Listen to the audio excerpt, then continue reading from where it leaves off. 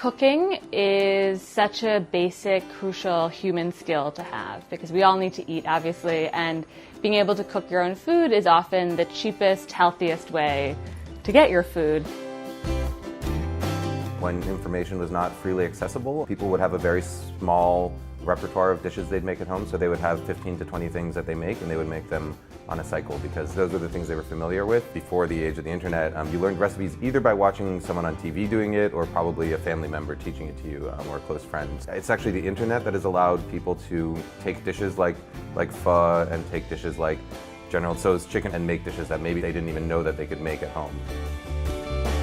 Technology isn't the reason why people are getting more interested in food, but it's facilitating and it's fueling this greater interest in knowing where your food's from, knowing what's in it, and having more exciting, more personal experiences with your food. It's something that America is more interested now in than ever. So there's a lot of people watching cooking shows, there are a lot of people taking more interest in their health and nutrition. Blue Apron makes it easy and fun for people to cook at home. We deliver all the ingredients you need in exactly the right amounts, along with step-by-step, beautifully printed recipe cards delivered to your door. We want to fundamentally change the way that supply chain and food is done in the country so that people can spend more time at home with their families, connect more closely with their food, and just enjoy cooking. Since the Industrial Revolution, food has been controlled by a very specific supply chain, which is mostly factory farms selling big business to retailers, and retailers go and they choose what they want. With our service, it is the opposite in that we decide what the customer wants. We source the food from whoever we want to source it from. In our case, is from a lot of different family-run businesses, and then we deliver that food to our customer. It may seem odd that you take the choice out of what the customer is picking in the store, but it's giving somebody something that they want that they didn't know they could have.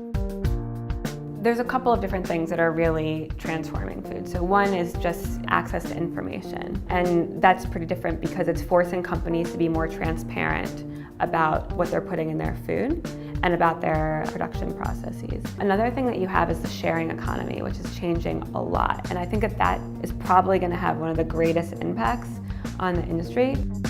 There are often so many subtle techniques or ingredient differences or things that you really have to learn from a person that you can't learn from a book or the internet. The League of Kitchens is an immersive culinary adventure in New York City where immigrants who are really exceptional home cooks teach small cooking workshops in their own home kitchens. Today we are going to cook spanakopita, spinach pie. I think the internet and the kind of platform we can create through our website to connect interested students to our instructors makes all the difference.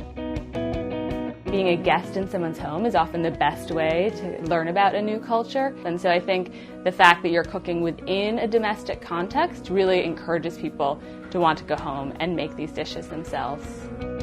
The internet, I think, is creating this sort of renaissance into better food, more interesting conversations about food, and just a real focus on the role of food in people's lives.